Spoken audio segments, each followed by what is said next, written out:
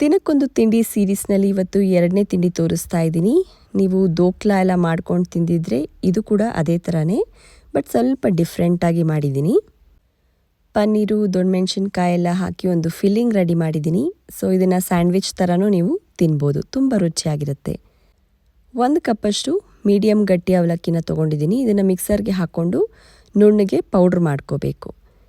ಈಸಿಯಾಗಿ ಮಾಡ್ಕೋಬೋದು, ತುಂಬ ಟೈಮ್ ಹಿಡಿಯೋಲ್ಲ, ಬೆಳಗ್ಗೆ ಬೇಗ ಆಗುತ್ತೆ ತಿಂಡಿ, ಟೇಸ್ಟಿಯಾಗೂ ಕೂಡ ಇರುತ್ತೆ. ಯಾರ್ಯಾರಿಗೆಲ್ಲ ದೋಕ್ಲಾ ಇಷ್ಟ ಆಗುತ್ತೋ ಅವರು ಇದನ್ನು ಡೆಫಿನೆಟ್ಲಿ ಟ್ರೈ ಮಾಡ್ಬೋದು. ಈಗ ಪುಡಿ ಮಾಡ್ಕೊಂಡಿರೋ ಅವಲಕ್ಕಿನ ಒಂದು ದೊಡ್ಡ ಪಾತ್ರೆಗೆ ಹಾಕೋತಾ ಇದ್ದೀನಿ, ಅಂದರೆ ಬಟ್ಲಿಗೆ ಹಾಕೋತಾ ಇದ್ದೀನಿ. ಇದಕ್ಕೆ ಒಂದು ಮಸಾಲೆ ರೆಡಿ ಮಾಡ್ಕೋತಾ ಇದ್ದೀನಿ. ಅದಕ್ಕೆ 2 ಹಸಿಮೆಣಸಿನ್ಕಾಯಿ, ಒಂದು 2 ಸ್ಪೂನಷ್ಟು ಜೀರಿಗೆ, ಹಾಗೆಯೇ ಒಂದು ಅರ್ಧ ಸ್ಪೂನಷ್ಟು ಶುಂಠಿ ಪೇಸ್ಟನ್ನು ಮಿಕ್ಸರ್ ಜಾರ್ಗೆ ಹಾಕ್ಕೊಂಡು ಇದನ್ನು ತರ್ತರಿಯಾಗಿ ರುಬ್ಕೋತಾ ಇದ್ದೀನಿ. ನೀವು ಬೇಕಿದ್ರೆ ಕಲ್ಲಿನ ಕುಟಾಣಿ ಇದ್ದರೆ ಅದಕ್ಕೂ ಕೂಡ ಹಾಕಿ ಪೇಸ್ಟ್ ಮಾಡ್ಕೋಬೋದು. ನೀರೇನು ಹಾಕೋದು ಬೇಕಿಲ್ಲ, ಹಾಗೆ ಪೇಸ್ಟ್ ಮಾಡಿಕೊಂಡ್ರೆ ಆಯಿತು. ಈಗ ಇದಕ್ಕೆ ಅರ್ಧ ಕಪ್ಪಷ್ಟು ನಾರ್ಮಲ್ ಬಾಂಬೆ ರವೆನೇ ಹಾಕ್ಕೊಂಡಿದ್ದೀನಿ. ಹಾಗೆಯೇ ಅರ್ಧ ಕಪ್ಪಷ್ಟು ಕಡಲೆ ಹಿಟ್ಟನ್ನು ಹಾಕ್ಕೊಂಡು ರುಚಿಗೆ ಎಷ್ಟು ಬೇಕೋ ಅಷ್ಟು ಉಪ್ಪನ್ನು ಹಾಕ್ಕೊಂಡು ಇದನ್ನು ಚೆನ್ನಾಗಿ ಮಿಕ್ಸ್ ಮಾಡ್ಕೋಬೇಕು.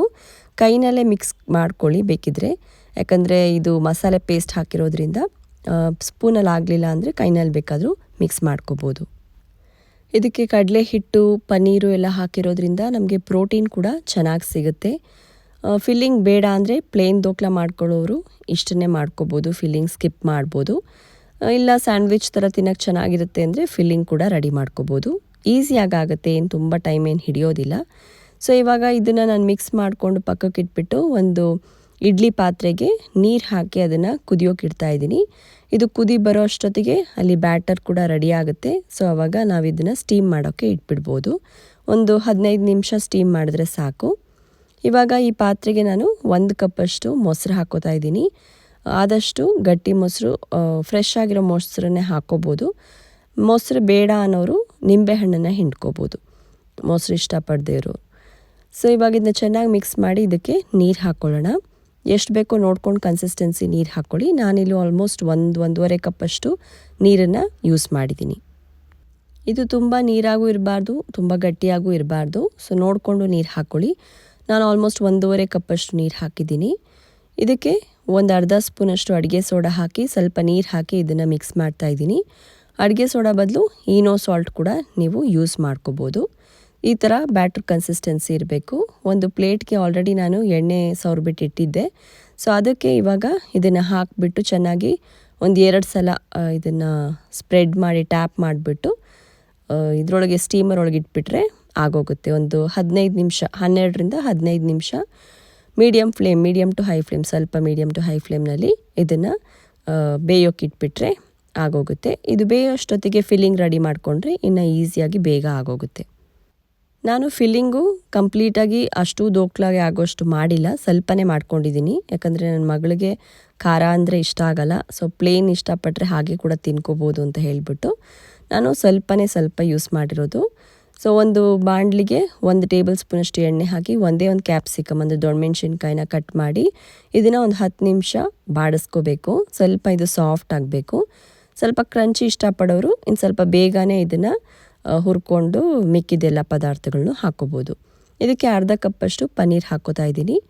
ಸೊ ಇದು ಕಂಪ್ಲೀಟಾಗಿ ಎಲ್ಲ ದೋಕ್ಲಾಗೂ ಆಗೋದಿಲ್ಲ, ಸ್ವಲ್ಪದಕ್ಕಾಗುತ್ತೆ ಅಂತ ಹೇಳಿ ಎಷ್ಟು ಬೇಕೋ ಅಷ್ಟು ಮಾಡ್ಕೊಂಡಿದ್ದೀನಿ. ನಿಮಗೆ ಎಷ್ಟು ಬೇಕೋ ನೀವು ಅಷ್ಟು ಕ್ವಾಂಟಿಟಿಗೆ ಮಾಡ್ಕೋಬೋದು. ಸೊ ರುಚಿಗೆ ಎಷ್ಟು ಬೇಕೋ ಅಷ್ಟು ಉಪ್ಪು, ಒಂದು ಅರ್ಧ ಸ್ಪೂನಷ್ಟು ಟೊಮೆಟೊ ಸಾಸು, ಒಂದು ಅರ್ಧ ಸ್ಪೂನಷ್ಟು ಹಸಿರು ಚಟ್ನಿ ಅಥವಾ ಗ್ರೀನ್ ಸಾಸ್ ಇದ್ದರೆ ಅಂದರೆ ಚಿಲ್ಲಿ ಸಾಸ್ ಇದ್ದರೆ ಅದನ್ನು ಕೂಡ ಹಾಕ್ಕೋಬೋದು. ನಿಮ್ಗೆ ಏನು ಇಷ್ಟನೋ ಅದು ಹಾಕ್ಕೋಬೋದು. ಇಲ್ಲ ಪಿಜ್ಜಾ ಸಾಸ್ ಇಷ್ಟ ಆದರೆ ಅದನ್ನು ಕೂಡ ಹಾಕ್ಕೋಬೋದು. ಸೊ ಎಲ್ಲ ಚೆನ್ನಾಗಿ ಹಾಕಿ ಮಿಕ್ಸ್ ಮಾಡಿಬಿಟ್ಟು ಗ್ಯಾಸನ್ನು ಆಫ್ ಮಾಡಿಬಿಟ್ಟು ಇದನ್ನು ಆರಕ್ಕೆ ಇಡಬೇಕು. ಇವಾಗ ಇಲ್ಲಿ ದೋಕ್ಲಾ ಕೂಡ ರೆಡಿಯಾಗಿದೆ. ಸೊ ಇವಾಗ ಒಂದು ಸ್ಪೂನು ಅಥವಾ ನೈಫ್ ಏನು ಬೇಕಾದರೂ ನೀವು ಹಾಕಿ ನೋಡ್ಬೋದು, ಇಲ್ಲ ಕಡ್ಡಿನ ಕೂಡ ಟೂತ್ಪಿಕ್ನ ಕೂಡ ಇನ್ಸರ್ಟ್ ಮಾಡಿ ನೋಡ್ಬೋದು. ಸೊ ಅದು ಕ್ಲೀನಾಗಿ ಬಂದರೆ ಆಗಿದೆ ಅಂತ ಅರ್ಥ. ಅದನ್ನು ಕೂಡ ಎತ್ತಿಟ್ಬಿಟ್ಟು ಒಂದು ಸ್ವಲ್ಪ ಹೊತ್ತು ಆರಕ್ಕೆ ಇಟ್ಟಿದ್ದೆ. ಅದು ಕಂಪ್ಲೀಟಾಗಿ ಆರಬೇಕು. ಆರಿದ್ಮೇಲೆ ಇದರ ಇನ್ನೊಂದು ಪ್ಲೇಟಿಗೆ ಬಗ್ಸಿದ್ರೆ ಕ್ಲೀನಾಗಿ ಬಿಟ್ಕೊಂಡು ಬರುತ್ತೆ ಅದು. ಆ್ಯಂಡ್ ನೋಡೋಕ್ಕೂ ಕೂಡ ಎಷ್ಟು ಚೆನ್ನಾಗಿ ಸ್ಪಾಂಜಿಯಾಗಿ ತುಂಬ ಚೆನ್ನಾಗಿರುತ್ತೆ. ಸೊ ಇದು ಆರಿದೆ ಸ್ವಲ್ಪ ಆಲ್ಮೋಸ್ಟು. ಸೊ ಇವಾಗ ನಾನು ಇದನ್ನು ಕಟ್ ಮಾಡ್ಕೋತಾ ಇದ್ದೀನಿ. ಯಾವ ಶೇಪಿಗೆ ಬೇಕಾದರೂ ನೀವು ಕಟ್ ಮಾಡ್ಕೋಬೋದು.